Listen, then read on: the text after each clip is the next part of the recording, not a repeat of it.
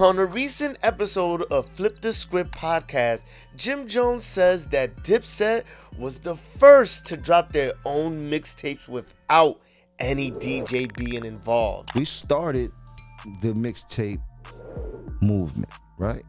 And it wasn't a crew mixtape. We were making real albums and putting them out as mixtapes. The G-Unit was doing replays of other people's beats and making mixtapes. What's a big difference? We was using our mixtape as albums to promote our real albums, and off those mixtapes, we were taking singles that the people started loving and started putting them on our real albums. But even in that, we put the Dipset mixtape out first before G-Unit put their mixtape out. Now go Google it. You sure? Google it. This clip was posted on Instagram, and 50 Cent commented under it saying that Jim Jones was lying. I've seen this debate before about who dropped their mixtape first. Was it Dipset or was it G-Unit? Today, I want to try to get to the bottom of that. There's no doubt that G-Unit's influence on the mixtape circuit is solidified.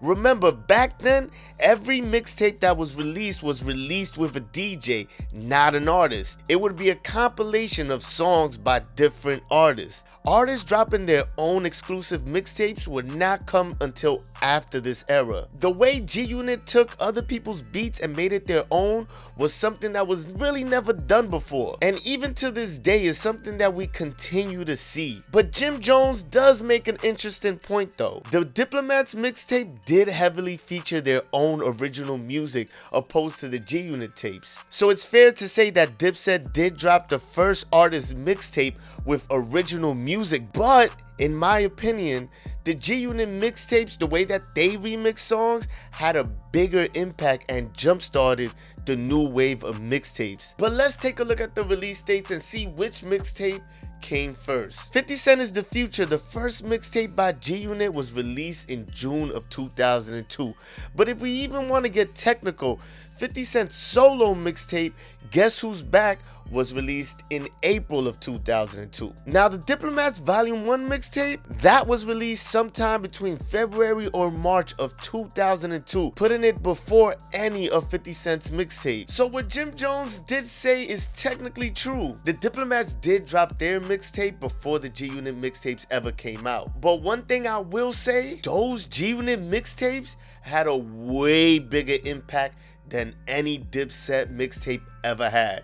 I don't think that's up for debate. Y'all could say whatever you guys want in the comments, but come on. We know what them G-Unit mixtapes was doing in the hood. But in conclusion, I'll give Diplomats their props for having the first mixtape with original music. But you always gotta give it up to G-Unit when it comes to this mixtape conversation. Their influence can never be questioned. But y'all let me know what y'all think. Do you think that the Diplomats had a bigger impact than G-Unit on the mixtape circuit? Did you hear Diplomat mixtape first, or did you hear G-Unit mixtape first?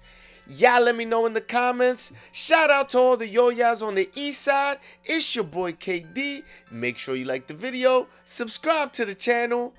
I'm out of here. 50 Cent calls Jim Jones a liar.